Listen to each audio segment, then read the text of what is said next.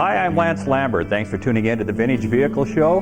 We are in Duarte, California at the Justice Brothers Racing Museum. This is a fantastic facility. It is full of exciting cars and there's a lot of history here. So you're going to see some of these cars and you're going to meet Ed Justice Sr. and Ed Justice Jr. So you know what I tell you every week. I say just kick back and relax and enjoy the show.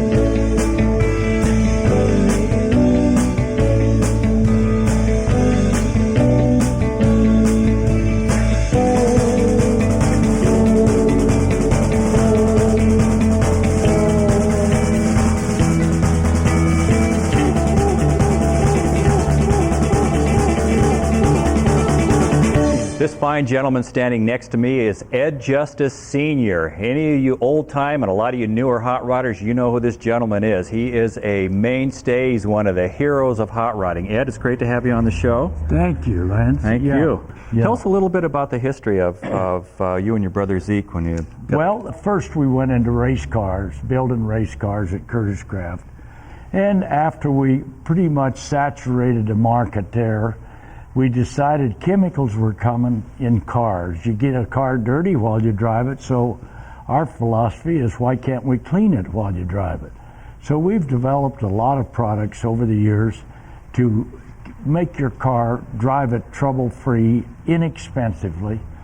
And we've been more or less the leaders in that thing. We've invented probably 10 different kinds of products.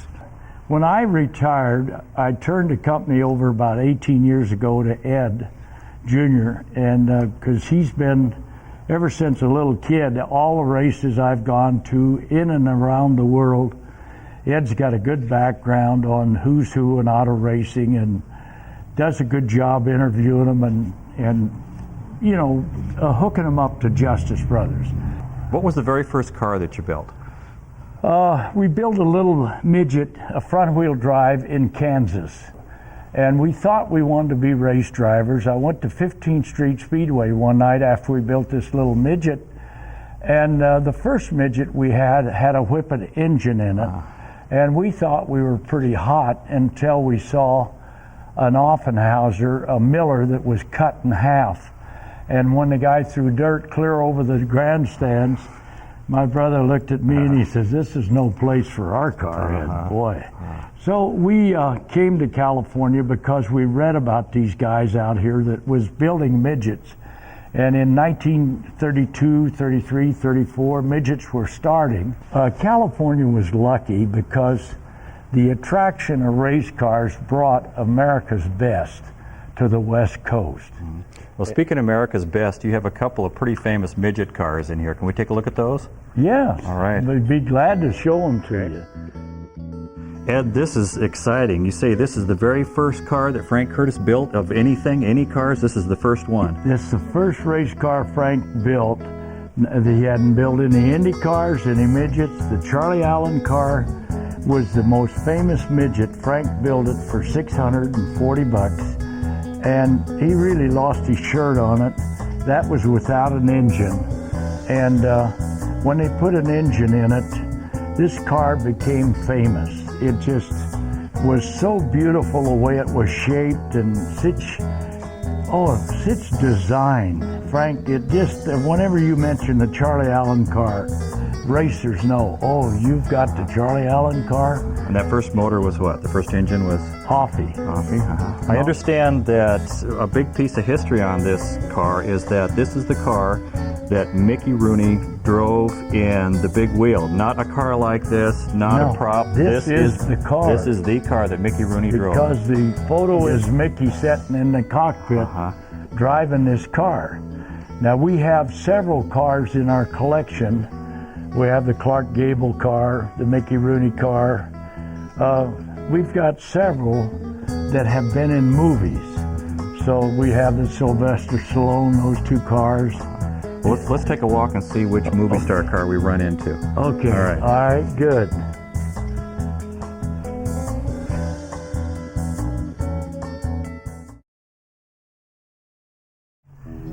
Ed, one of the things that's really exciting for me being here is there's so many names, famous names, connected with these vehicles. Apparently, Parnelli Jones drove this car? Yeah, this was, Parnelli made this car famous. Hollywood Spring and Axle. At Curtis Craft, we built Marvin Edwards, who owned Hollywood Spring and Axle, two cars. One had an E in the bumper and one had an M in the bumper. And these two cars became super famous because A.J. Foyt and Parnelli were fierce competitors, and A.J. would drive the other car once in a while and run against Parnelli, and Parnelli would drive this one. And they had a running feud going, so they made these cars famous. Did Parnelli and AJ, was that a friendly rivalry, or were they? Well, yeah, they were always, when they'd get together, they'd laugh and slap one another on the back, but when they'd get on the track, gloves were man, off. their teeth would get long and sharp. But Parnelli, like he says, I won more races in this car than AJ did in the other car, ever did. See, and that's true. Parnelli set a lot of records with these cars, you know, with the Hollywood Spring and Axle.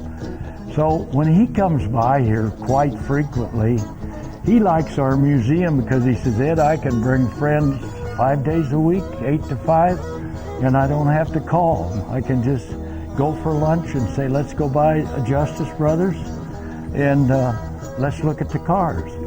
So Parnelli has been a real friend to not only me, but my son, Ed Jr. He's done a lot of favors for Ed. That's great. Ed, we had Mickey Rooney's car. Now we have Clark Gable's car, right? Right. Tell us about this one. Well, this car was built by the DiMatteo brothers out in San Fernando Valley. I used to go on shows with the guy that owned this car, and I kidded him. You know, they say if you put a thought in a guy's mind long enough, it's going to happen. And I used to tell him, I said, someday you're going to sell me that car. Oh, no, no, no. So when his health started to fail, the guy that owned it, why, he sat down here one day in a chair with his son, and he said, look, I'm ready to work out a deal to make sure this car stays in your museum. So I was so pleased to get it.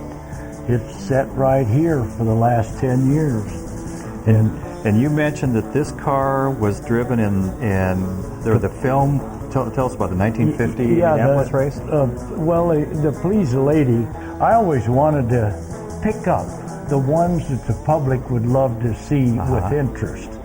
I'm not interested in just a regular race car. I'm interested in the history. And that's what these rooms are full of, is history.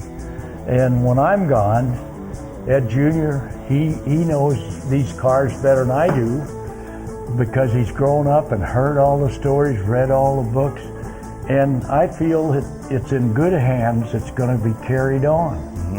Well, speaking of carrying on, why don't we go meet your son, Ed Jr.? Okay, I think that would be great. Okay.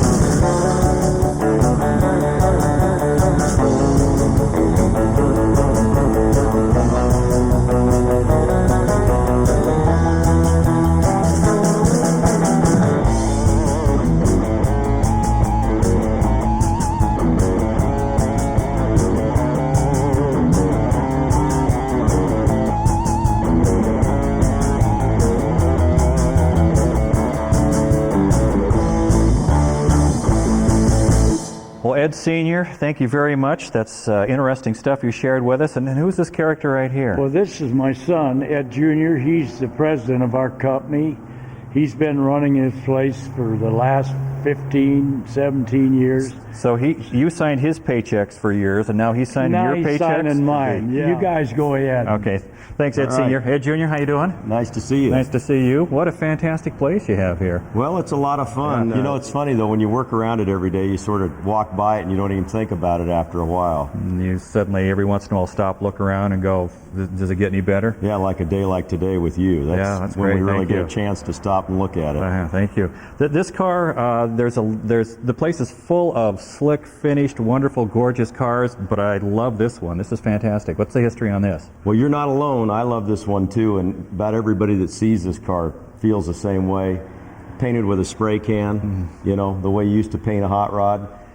This is really, it falls into today what they call rat rods, which is the new movement where the young guys that have hot rods, it's sort of an anti-slicked, billeted, over-billeted hot rod. The rat rod builders are the guys that actually work on the cars like the guys did originally, and they build these things out of junk. This car is actually a little better than some of the rat rods, although it's got its rat rod basis.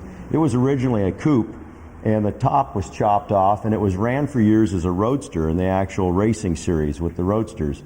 It's been channeled where the body's been dropped over the frame rails, and it's got a Ford flathead in it, and it's just a blast. I mean, this car really has fun written all over it. It also was the car that when my second uncle, Zeke, passed away, this was the car that he was pictured next to that ran in the obituaries throughout the U.S. and all the magazines and newspapers. So the car also has a lot of sentimental value for that reason. You have some, in the other building, some traditional hot rods, more not as traditional or as rat rodish as this one, but some of the cars that have been, have a look that was popular in the 50s and still popular now. Can we take a look at those? Sure, let's go look at them. All right. All right.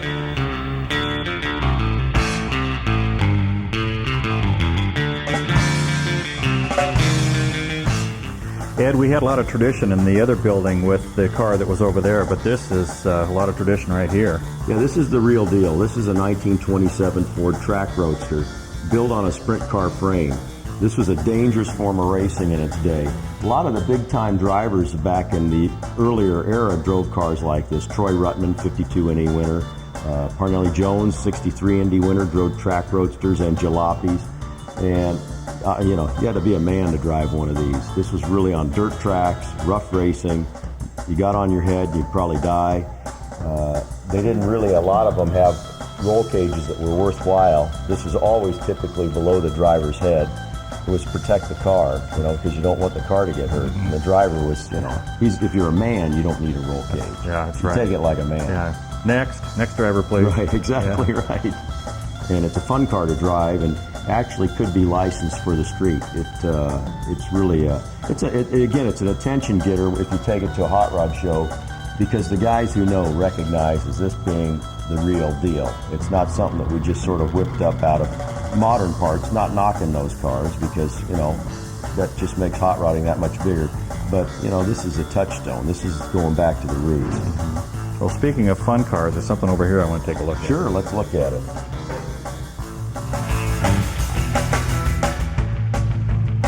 Ed, you talked about safety in the last car. I can think of hundreds of pictures that we've all seen of cars like this where a guy is heading out in the track and he's wearing a T-shirt and a helmet, you know, a short sleeve T-shirt, and he's taken off and no roll bar.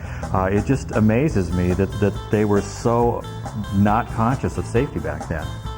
They didn't know any better. They didn't want to know any better. And like you say, the T-shirt and really the helmet back then was nothing but just a leather skull cap. That's all it was.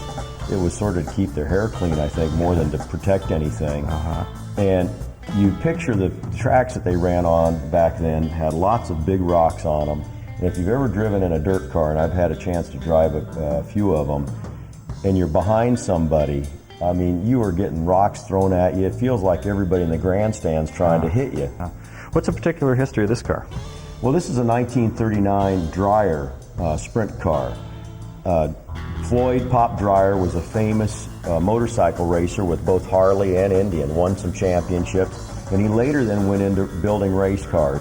But it's got a flathead Ford in it, and you know, you picture that these would run 6 to 12 on a racetrack, and when you fire this thing up, it sounds like an old tractor, and that was really racing. I mean, these guys, even though they maybe only ran 60, 80 miles an hour, it was like running 300 miles an hour in an Indy car today, because the danger factor was so high, and you knew it. There's no safety net. Unlike the cars today at Indianapolis, you know, most of the time they hit the wall and the driver's able to walk away from it. And it wasn't that way back then. Yeah, well, it's a good thing to watch, but something I don't particularly want to participate in. I agree. Yeah.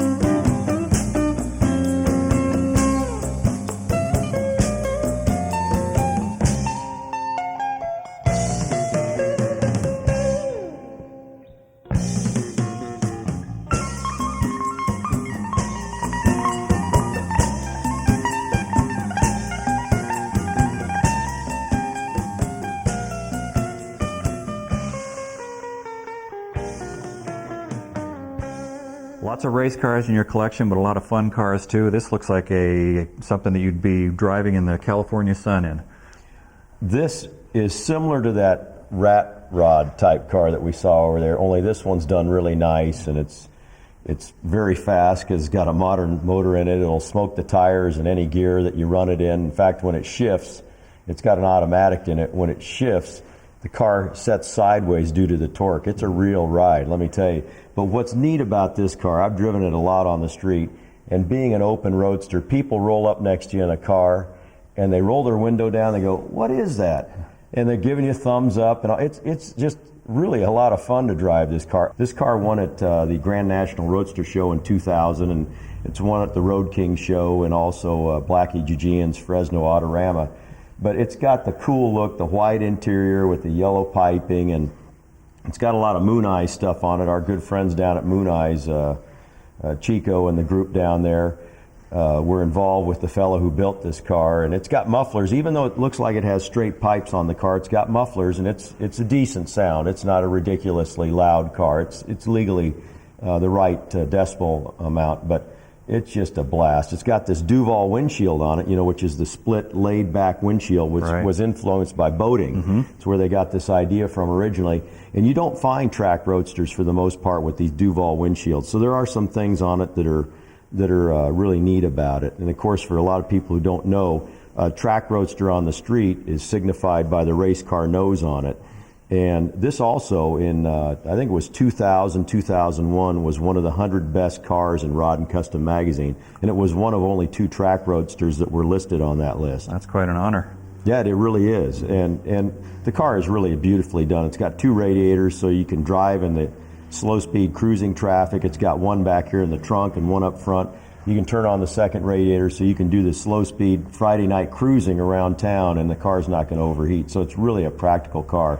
And the Hillborn injection's been done electronic. Well, you mentioned smoking tires. You have a car in the other building that it smokes tires. Oh, yeah, big time, as they would say. Yeah, it's Miller time. Ed, you said smoking tires. This is a car that I'm sure smokes the tires. What's the history here? Well, this car ran in the mid to late 80s. We just happened to come across this car. It's a weird thing. People ask us, how do you get these cars, or how do you find them? Well, they sort of have a tendency of finding us. I mean, it sounds ridiculous, but it's true. We were down at Bowling Green, Kentucky, and this car rolled out of a trailer next to our exhibit. And we find out, hey, look, there's the Miller High Life funny car that we sponsored for all those years sitting next to us, and it didn't have our decals back on it because the guy just finished the restoration of it. If we'd been out looking for this car, we probably would have looked and looked and looked and never found it. But it was sort of a serendipity, just the way it came about. Yeah, it's funny that people think that at a certain point they no longer have value, so let's park and forget about it, or let's cut it up. Well, it happens all the time. Yeah, it's turned into a dune buggy. Yeah. You know how many famous race cars have been turned into dune buggies? Yeah, sad. A lot of people don't think there's, it doesn't take much to drive a drag car, but it takes a lot more than what most people think. Those that know, and the few that don't, what can you do about that? Yeah. Well, we're talking about driving here. I think there's something in the other room. I think the right word is piloting. That's right. All right, let's go. Okay. My garage at home, it has some gas pumps in it and some neon signs and all the things that you would expect to be in a car guy's garage. But it also has a bunch of model airplanes hanging from the ceiling, but none of my model airplanes are the size of your model airplane. Yeah, this is life size, and that's nice. People see this plane, or actually, to tell you the truth, most people don't see the plane. They come in the front door, they look at the cars. I'll run into them later, and they'll say, hey, I went to your museum. I said, hey, what'd you think of the airplane? What airplane? They walk right under it. It's just out of the view. It's like it's a magic trick. But this is a for real life-size airplane, an aerobatic plane used for aerobatic shows, a Pitts S1C. This little plane weighs about 600 pounds. 400 of the weight is engine.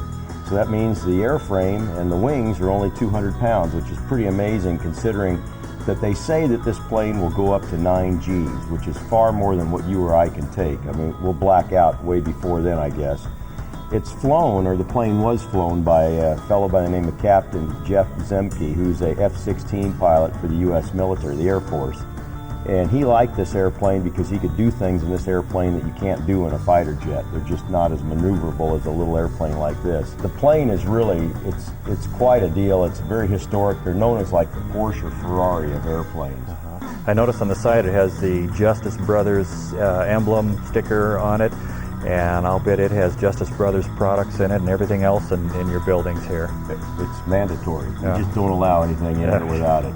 Yeah. And everything's the better for it. We're going to put a little Justice Brothers product in our cruise truck and head out. So Ed, thank you very much for taking the time to show us around. You better check your brakes before you put that in the motor, because you might not be able to stop. Okay, okay, thanks Ed. All right, see ya.